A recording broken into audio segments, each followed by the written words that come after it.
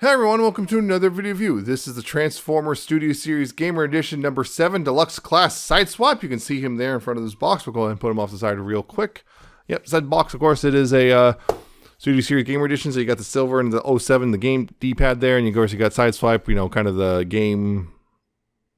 I think it might be the in-game model. I'm still not sure if it's the in-game model or concept art, but you got Transformers and all that stuff. You got the window.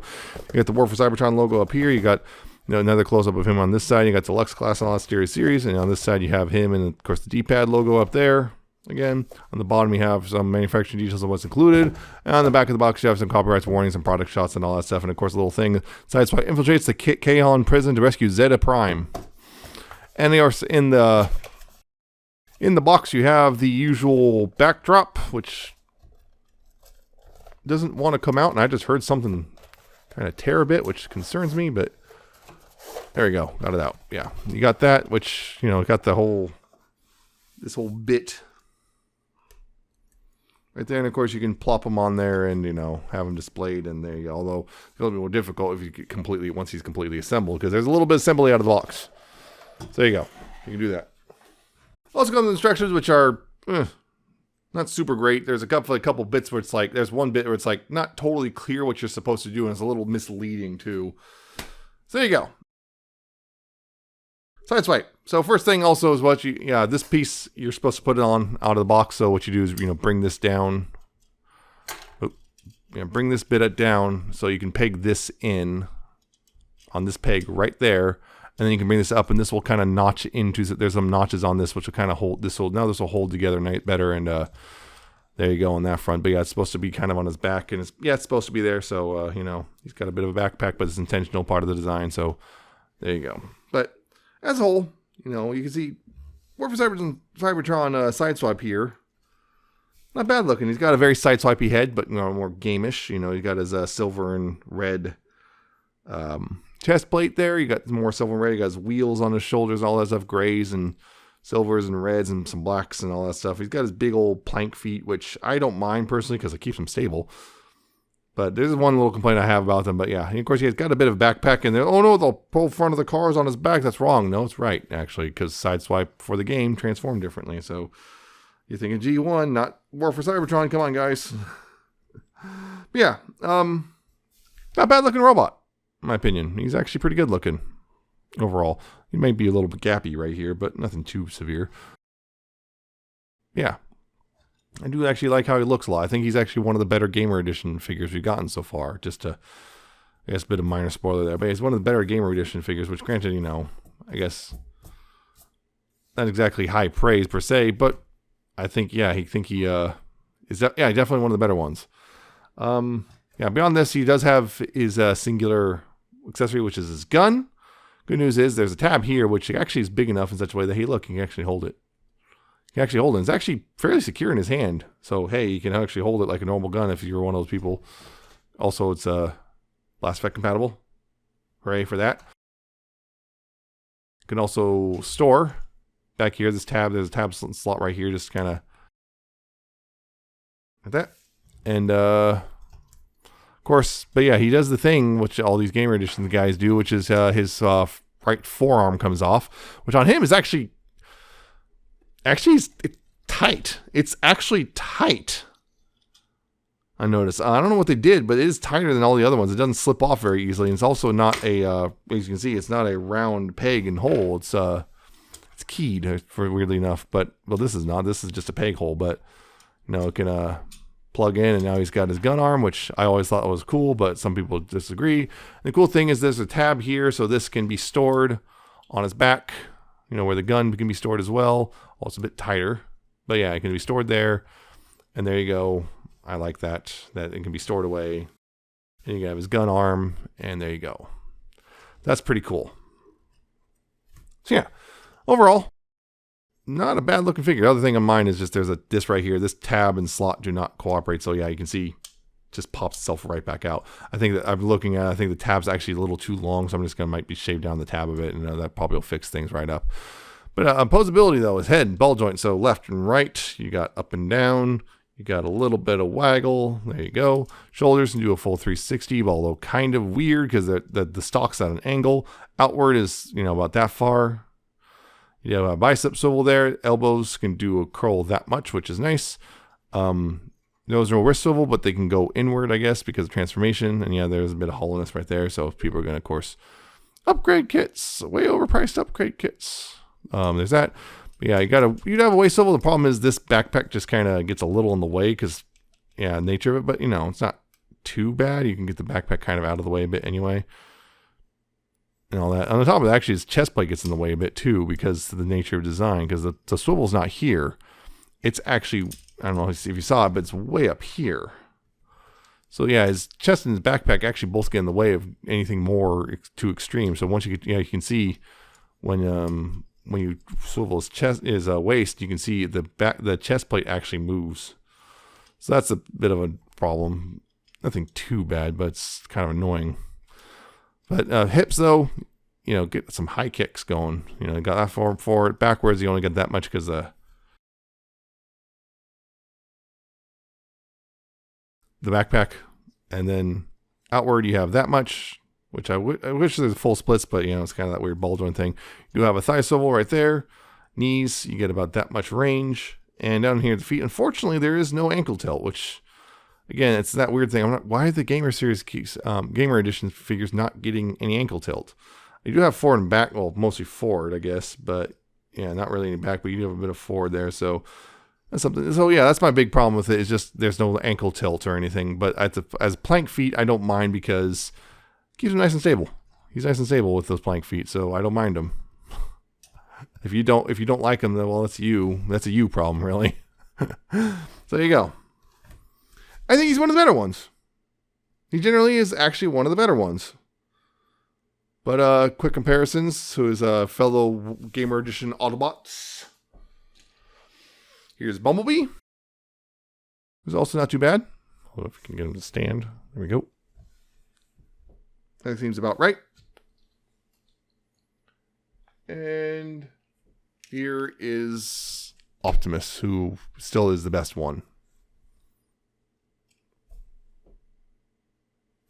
So there you go. So that's, I'm not bringing up Barricade. No, I'm going to minimize the amount of times I have to use touch Barricade. But anyway, that's the robot mode. I think it overall looks good. I'm going to go ahead and get this gun off and put the arm back on. So now we got all the accessories out of the way. The accessory out of the way. We can go ahead and we'll do the starts of transformation. So what you want to do here is take the fists here and rotate those into the forearms like so and like so. Then you want to take the forearms here and rotate them outward like this and like that. And then what you want to do is unplug the chest plate here like this and also unplug this chest plate piece right there like that. And you want to take the head here and chest panels. You want to take the back, this bit right here, and just kind of bring that out so you can have room to bring this back so you can rotate the head inward like this. Take the shoulder pieces and bring those out like this. Like that, and straighten those out like so, like that. You want to start bringing those up like this, but before you do all the way, you want to bring this up right here, and this rod right here will kind of go, there's a spot right here, which this will feed between. The instructions are very vague about this, so that's what you want to do. You want to bring that up in between, and then the arms here, they'll tab together like this. You want to tab those armatures together like this with this piece up here, like that. That will just kind of chill like there, right there. And then there's tabs on the forearms, which will go into these little slots right here on the center bit right there, like so, like that. And that all comes together like that, right there. Then right here, you want to go ahead and take this piece right here and rotate it around and just kind of get that ready. Because now we're coming down to the legs. What you want to do here is rotate the waist around 180, like so. And then here, what you want to do is take these bits, is untab those and rotate those down and around like that. Open this up, bring the feet down like that. Do the same thing on this side. Untab that, rotate this 180. Open this panel up, bring the foot forward right here like that. And then this will collapse inward like so. You want to make sure this clears everything. Yeah, make sure this outer panel clears everything. Wait, almost forgot. Forgot one piece. This bit right here, what you want to do is bring this around like that. And this will kind of, this inner piece, you want to bring this around like that, and this will kind of chill it right there. Then you want to go ahead and bring this around like this, and this will come up and over. Make sure this panel clears out like this. And this tab right here is going to go in that slot on the panel and everything, like that. Make sure it's all, squished down as much as you can. This right here, there's a tab on the forearm, which this foot's gonna go over like that. Make sure it's all squared away, like so. This is going to sit, if you see this is going to sit against the crotch plate, I guess, like that. Yeah, and same thing on this one. Rotate this around and bring it up and everything. Make sure everything's clearing. That's the way it's supposed to. And make sure it's all clearing. And then, of course, tab this into the side like that. Tab this into the bottom like that. All that is squared away, and make sure, see, these are kind of crooked right now. You want to make sure these are sitting correctly and not untab everything in the process. And that's a little tricky. It just doesn't want to line up sometimes until it does. It doesn't want to line up until it does want to line up, and it's a little annoying. Yeah, get that all properly aligned, because otherwise it's not going to roll properly.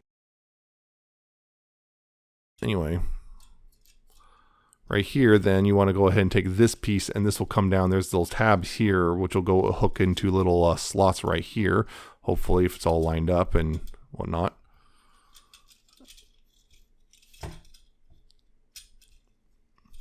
Yeah, again, make sure this is all properly seated. Might tab itself in the process a couple times, which is a little annoying. Until it just suddenly doesn't.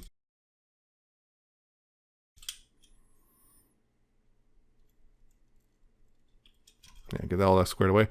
Then up here, want to go ahead and take these panels and bring those down and tab those in again. Bring this over top, and this will just tab in like that. And then back here, you want to do is just take these pieces and untab them and bring them back like so. And again.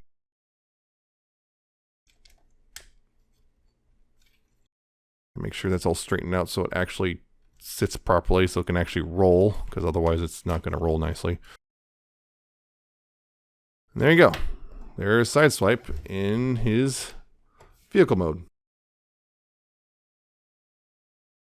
And yeah, as a whole, Sideswipe here is actually not a bad vehicle. Again, it's the War for Cybertron, aesthetics. So whether or not you like that, it's up to you. But I think it's a pretty good looking vehicle. You got the nice little very, very black, the black, very thin window there. You got no really windshield up front, but that kind of makes sense. Nice bit of silver there. You got a little Autobot symbol there, and of course the same Autobot symbol from where it's right there. You got this kind of this spoiler looking thing. The wheels have the little, the red lines, and there's the cool texturing they had for that. Little vents and everything. And it just looks really cool. And even got some silver right there. Some dots picked out. Back end actually doesn't look too bad either, considering how it looked in the game. It cleans up pretty well. It actually, transformation is very interesting. It's different and unique, and actually I kind of like it. The only thing I don't like is that one bit with the head. The problem is the moving stuff right there. The hinge feels like it doesn't go quite far enough. And again, the instructions don't help with it with this particular panel, like making it clear how it's supposed to work. So you have to kind of figure it out yourself. But not too bad. He rolls. Once you get this all lined up, he rolls pretty darn well, all things considered. And he's just overall a pretty solid robot. I know. He was retooled from Fall of Cybertron Jazz way back in the day, and I don't have him, so sorry, you can't really do that one. But yeah, so I can't do that comparison. I forgot to mention that. But the other thing I also forgot to mention was, of course, the gun is still fully compatible with all the other, these Gamer Edition gun things. So it's cross compatible, all that stuff. Of course, this right here, this tab right here, can tab right there, so you have a bit of attack mode, I guess, as silly as it is. And there you go. That's the only sword you get in vehicle mode. But yeah. So there you go. All that stuff. And there you go. It's a good vehicle, and I actually like the transformation quite a bit. So there's that. Now as for comparisons, here he is with Bumblebee, Gamer Edition Bumblebee, and here he is with Gamer Edition Optimus. So there you go. Overall, very nice. I really like it, actually. It's, I think, one of the more I think some of the initial pictures kind of made him look bad, but in hand, he is, I think, one of the better Gamer Edition figures. Up there with, I would say, behind Optimus. His only real flaw, in my opinion, is lack of ankle tilt. That's the only real flaw. And some people might criticize the hollowness of the figure, but I've kind of stopped caring because, considering, that's always been around since G1. But yeah, whatever. I think he's just a good overall figure. He's got a good-looking robot. His transformation is actually very inventive and fun once you know what you're doing. And the alt mode's pretty good-looking, too. So, there you go. I think he's one of the better ones. I think you should, consider giving him a shot. If you've been kind of put off from Gamer Edition before, he's actually a solid one to try to jump in on. So, there you go. I recommend picking him up.